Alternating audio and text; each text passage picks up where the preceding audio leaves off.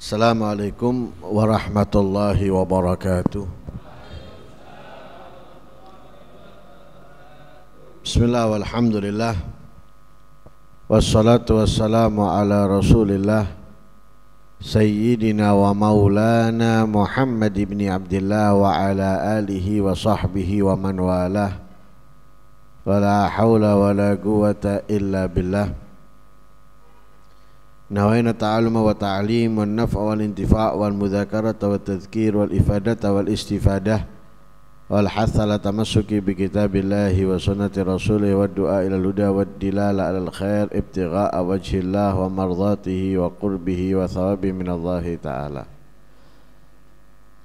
Qala al-musannif rahimahullah wa nafa'ana bihi wa almikum fi darain amin ila qaulih wa qauluhu sallallahu alaihi wasallam jubilatil gulubu ala hubbi man ahsana ilaiha wa bughdi man asa'a ilaiha. Nabi sallallahu alaihi wasallam beliau bersabda, hati itu akan tertarik, akan mencintai orang yang berbuat baik kepadanya, dan hati itu akan membenci, menjauhi, menghindari orang yang berbuat buruk kepadanya.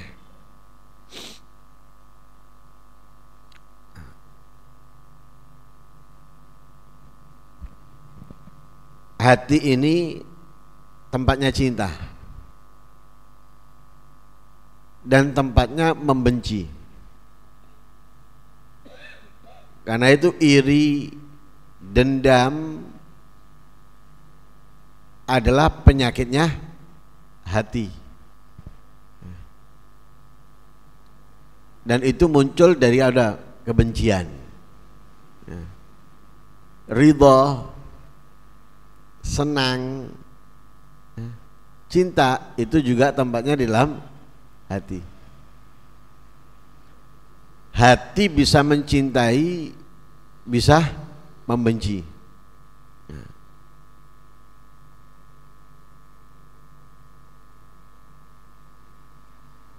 Hati itu akan kuat, dapat mencintai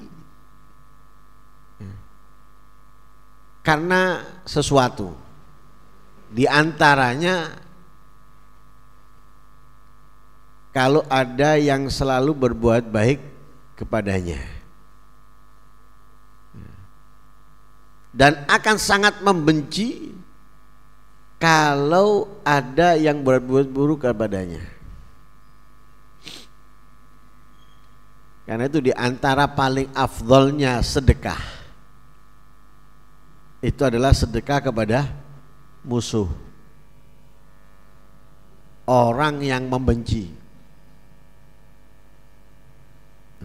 Untuk apa? Agar luntur kebenciannya dan berubah menjadi cinta.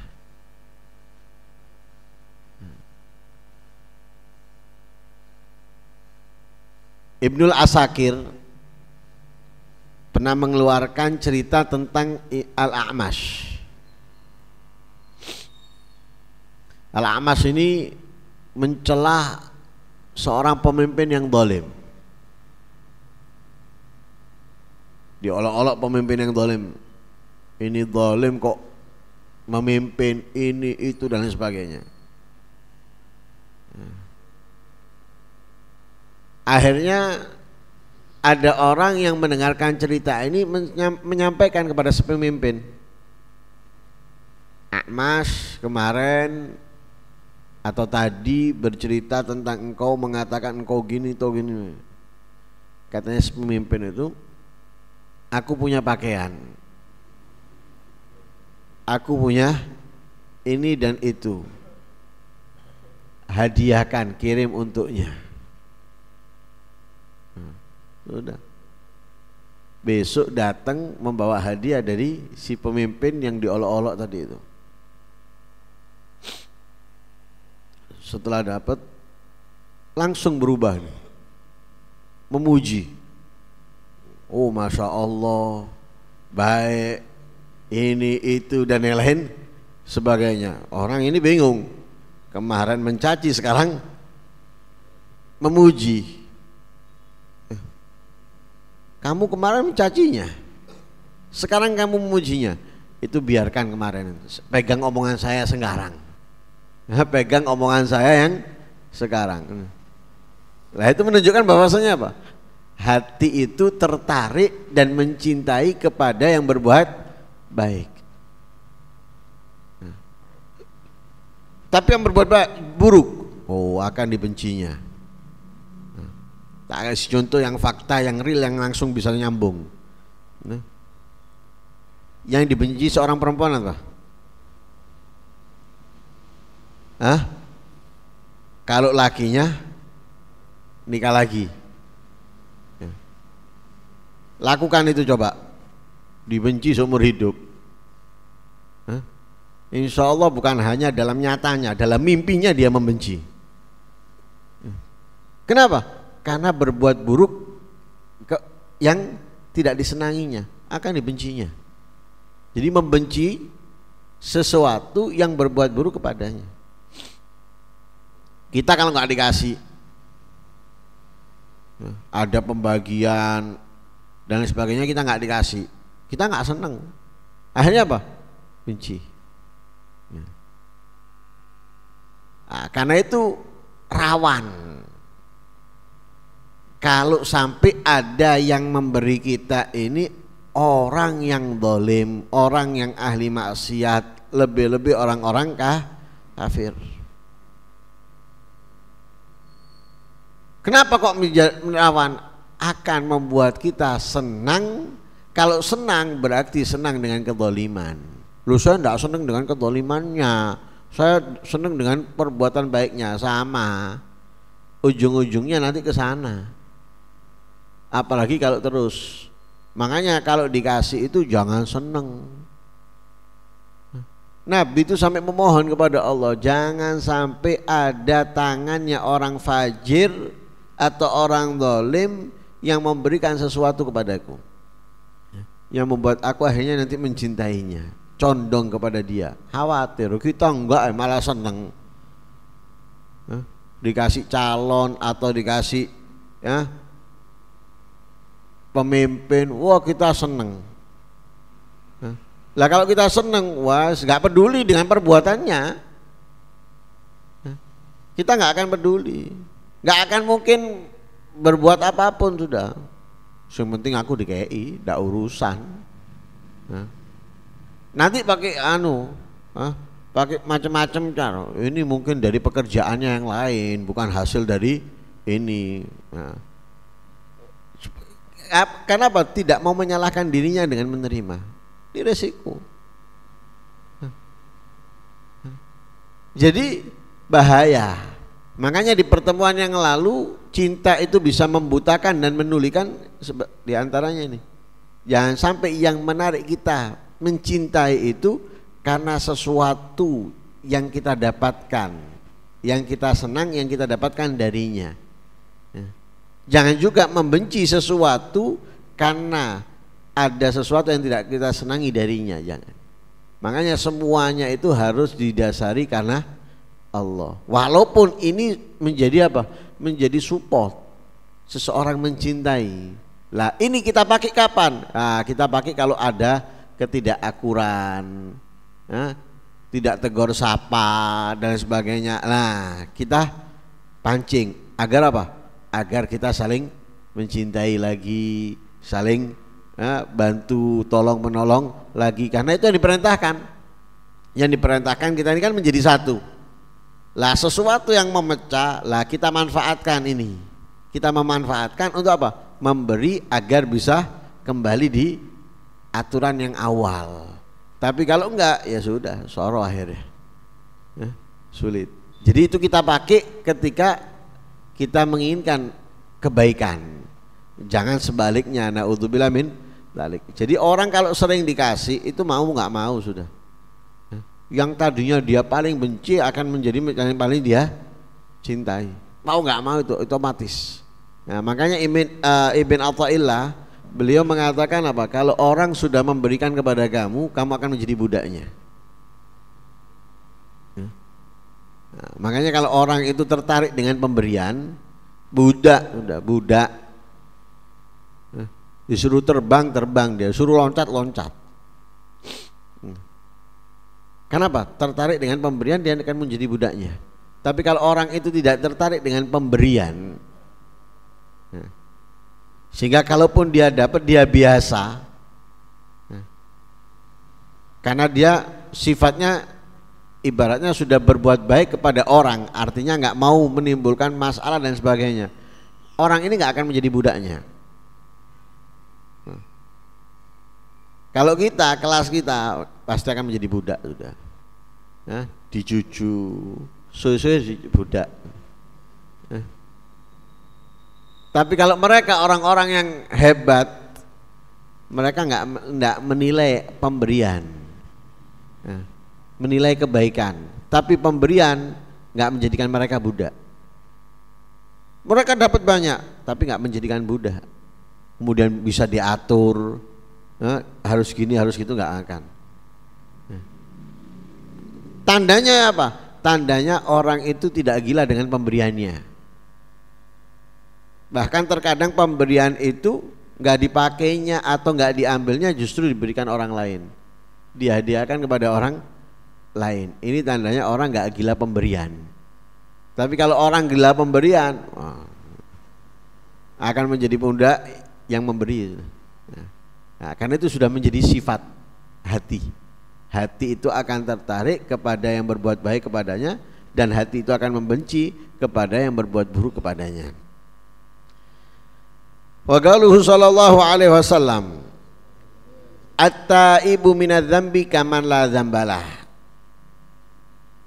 Orang yang bertobat dari dosa, dari kesalahan, seperti orang yang tidak memiliki kesalahan. Ini bertobat dengan sungguh-sungguh, dengan sebenar-benarnya tobat.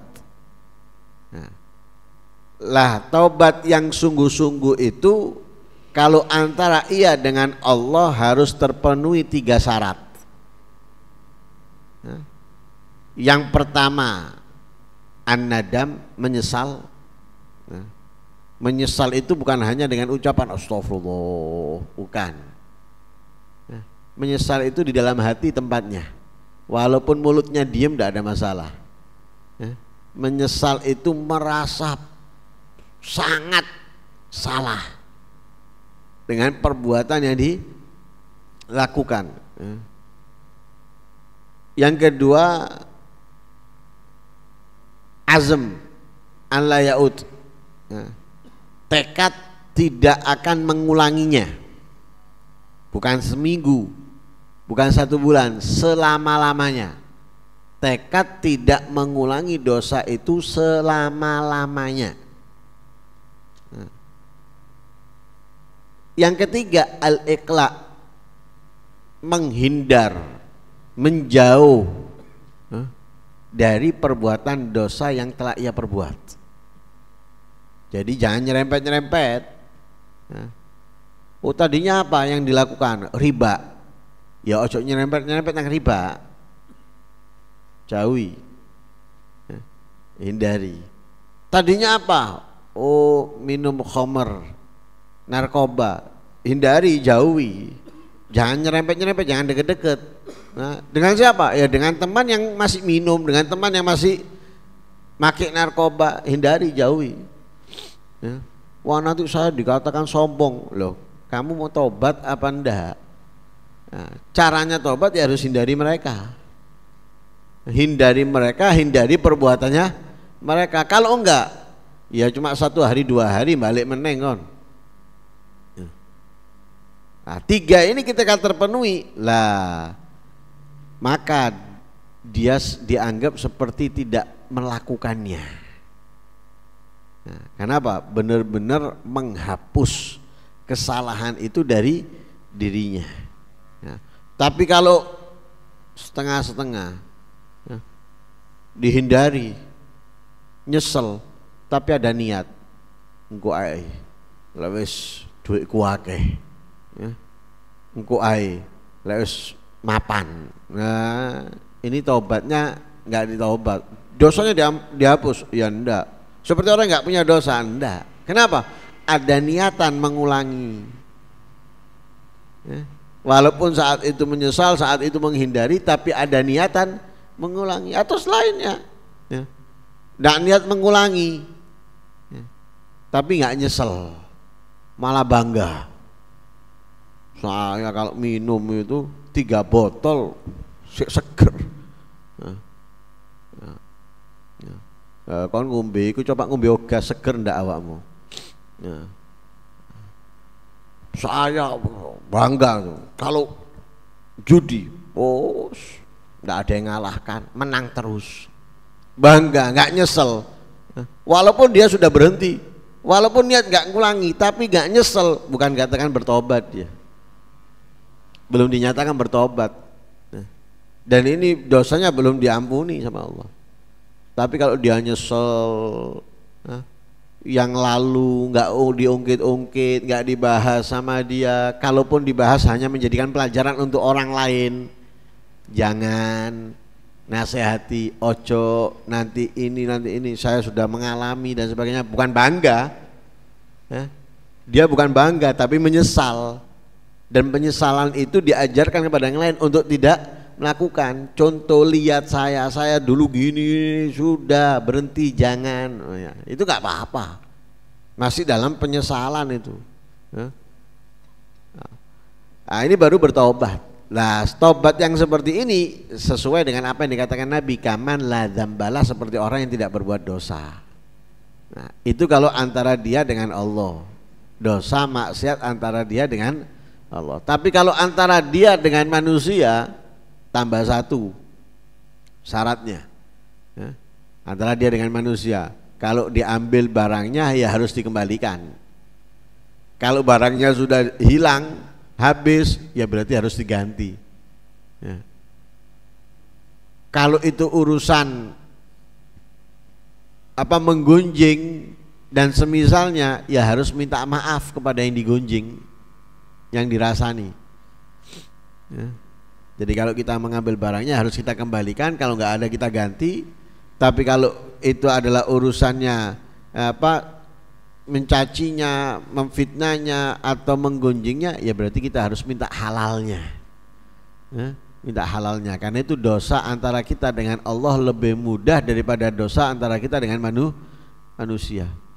Kita mengaku kepada Allah, ya Allah saya melakukan ini, saya melakukan itu. Walaupun kita nggak mengaku, Allah tahu.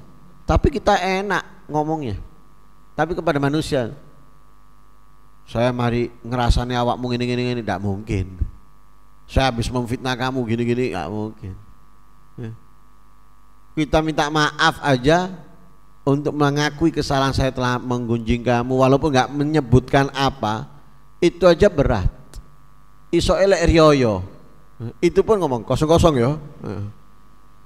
Itu pun alurnya kalau ngomong kosong ya, situ tak wis. Padahal ini syaratnya taubat. Kalau kita minta kesalahan kita dari menggunjing dan sebagainya dihapus oleh Allah Subhanahu wa taala. Kalau enggak ya tetap, walaupun kita kemudian sama orang itu baik ya, sama orang itu duduk bersama ya, tetap kesalahan kita menggunjingnya atau memfitnahnya itu ada, nggak dihapus ya. Nah, kalau mau dihapus datang minta maaf. Nah, karena itu ya, minimalisir kesalahan kita sesama manusia ya. Hentikan mulut kita mencaci seseorang ya. Mau orang itu berbuat apapun, mencacinya jangan. Mencaci perbuatan iya, mencaci orangnya jangan. Awas ya, Nabi tidak pernah mencaci orang. Mencaci perbuatan iya, boleh kita mencaci perbuatan, jangan mencaci orangnya. Nggak pernah diajarkan oleh Rasulullah mencaci orangnya. Yang ada diajarkan oleh Rasulullah itu justru merubah orang yang seperti itu bukan mencaci. Di khutbah Jumat dulu itu itu selalu dilaknat. Nah, salah seorang sahabat itu selalu dilaknat di khutbah-khutbah Jumat. Di beberapa masjid itu selalu seperti itu, selalu loh. Datang diajarkan oleh Rasul SAW dari pewarisnya, dirubah. Berubah, bukan melaknat lagi. Kenapa? Melaknat seseorang itu nggak boleh, mencaci seseorang nggak boleh, walaupun orangnya zalim. Walaupun orangnya zalim, jangan dicaci orangnya, perbuatannya caci nggak apa-apa. Nah, karena itu jaga, karena ini bahaya. Yang susah untuk diampuni, dihapus dosa kita oleh Allah Subhanahu wa taala kecuali dengan meminta maaf dan meminta halal darinya. Nah, karena itu semoga Allah Subhanahu wa taala tidak menjadikan hati kita tertarik kecuali kepada hal-hal yang dicintai oleh Allah, diridhai oleh Allah Subhanahu wa taala, terhindar dari mencintai segala yang dimurkai, dibenci oleh Allah Subhanahu wa taala, dan semoga kita bisa menjadi orang yang benar-benar bertobat kepada Allah, kembali kepada Allah dengan sedikitnya dosa, dan semoga kita bisa mendapatkan ampunan dari Allah Subhanahu wa taala. Amin Allahumma amin. Wa sallallahu alaihi wasallam Muhammadin wa ala alihi wasallam. Alhamdulillahirabbil alamin.